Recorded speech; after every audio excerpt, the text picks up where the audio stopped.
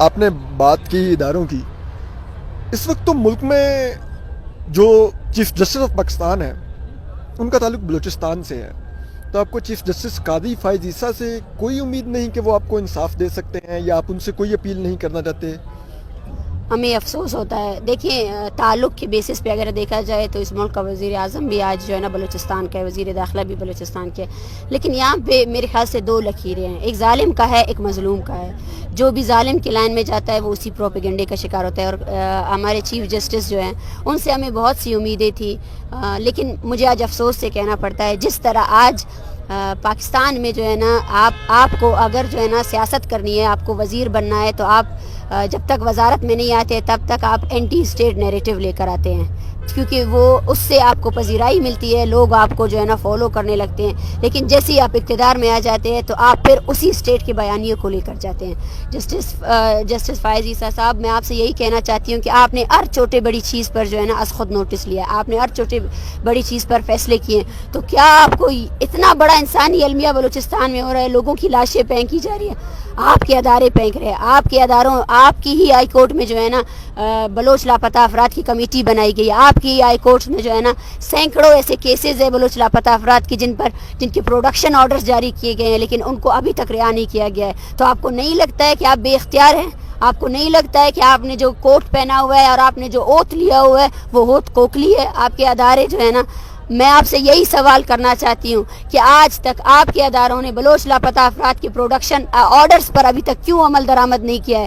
آج آپ کے ادارے، آپ کی CDD خود، آپ کے تربت کورٹ نے یہ فیصلہ کیا کہ CDD کے خلاف FIR کی جائے، لیکن اس FIR پر آپ کے دوسرے ادارے عمل نہیں کر رہے ہیں. اس سے آپ کو کیا لگتا ہے کہ آپ کی جو جوڈیشری ہے وہ یرغمال ہو چکی ہے؟ آپ لوگوں کو کیوں دھوکہ دے رہے ہیں انصاف کے نام پر؟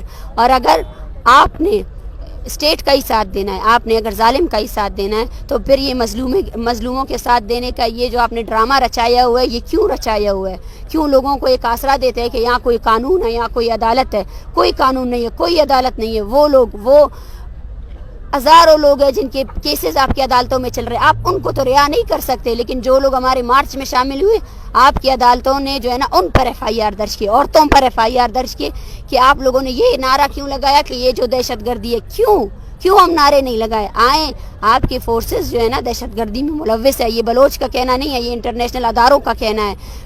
ایک صرف بلوچ نہیں بول رہا ہے، یہاں پہ پورے پاکستان میں جتنے بھی مظالم ہو رہے ہیں، جتنی بھی افراتفری ہے، اس کی ذمہ دار جو ہے نا آپ کی ایجنسیاں ہیں، آپ کی فوج ہے.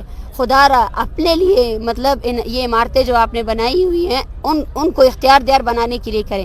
1971 میں جو 1 یونٹ بنا تھا وہ ابھی بھی اسی طرح ہی ہے، اور ابھی بھی جو حکمرانی ہے وہ صرف اور صرف ایک ادارہ ہی کر رہی ہے جس نے تمام اداروں کو یرغمال بنایا ہوا ہے. اگر آپ چاہتے ہیں کہ اس ملک کو بچایا جائے اور اس ملک میں جو انسانی حقوق کی پامالیاں ہو رہی ہیں وہ روکے جائیں اور معصوم لوگوں کا قتل عام نہ کیا جائے، تو اپنی جوڈیشری کو ایکٹیو کریں. اور یہ تمام چیز، یا پھر اپنے بے اختیار ہونے کا اعلان کر دے کہ بھئی میں اختیار نہیں رکھتا ہوں، میں بے بس ہوں. آئے ہمارے ساتھ سڑکوں میں بیٹھے. ہم اگر بے بس ہیں لیکن ہم کلیئر ہیں، ہم مطالبہ کر رہے ہیں، ہم ظالم کے ساتھ نہیں ہیں. ہم نے وہ کوٹ نہیں پہنی ہے جو آپ نے پہنی ہے. ہم یہ دعویٰ نہیں کرتے کہ ہم آپ کو انصاف دیں گے. انصاف دینے کا دعویٰ آپ نے کیا ہے. آپ یہ ثابت کرے اور اس بات کو ثابت کرے، اس بات کو مانے، ایگری کرے کہ آپ نے بلوچ نسل کشی کو ختم کرنے کے لیے آپ نے کچھ نہیں کیا. آپ کا بھی حصہ شامل ہے ان لوگوں کو قتل کرنے میں، آپ کا بھی حصہ شامل ہے ان اداروں کو لگام نہ دینے میں.